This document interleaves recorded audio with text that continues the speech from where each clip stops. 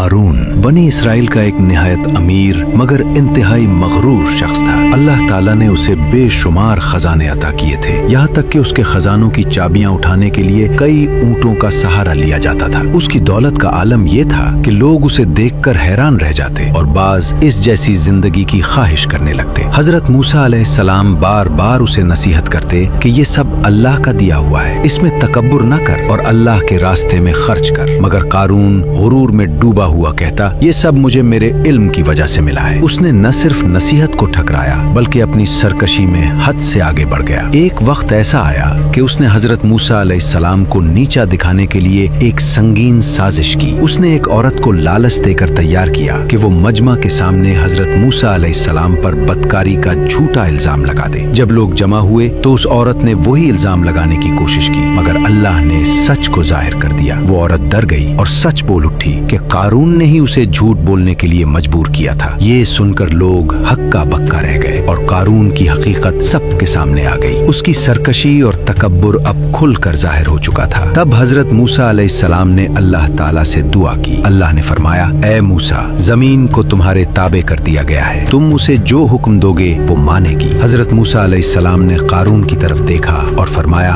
اے زمین اسے نگل جا۔ اچانک زمین پھٹنے لگی اور قارون اس میں دھسنے لگا۔ وہ گھبرا کر اپنے محل کی طرف بھاگا مگر عذاب سے بچ نہ سکا۔ موسیٰ علیہ السلام نے فرمایا، اے زمین اسے اور اس کے خزانوں کو بھی نگل جا۔ زمین نے حکم مانا اور قارون اپنے مال، محل اور خزانوں سمیت زمین میں دھستا چلا گیا۔ وہی خزانے جن کی چابیاں اٹھانے کے لیے اونٹ لگتے تھے سب زمین میں غائب ہو گئے۔ لوگ یہ منظر دیکھ کر لرز گئے۔ جو کل اس کی دولت پر رشک کرتے تھے وہی آج کہنے لگے، اللہ جسے چاہے دیتا ہے اور جس سے چاہے چھین لیتا ہے۔ اگر اللہ ہم پر مہربان نہ ہوتا تو ہم بھی ہلاک ہو جاتے۔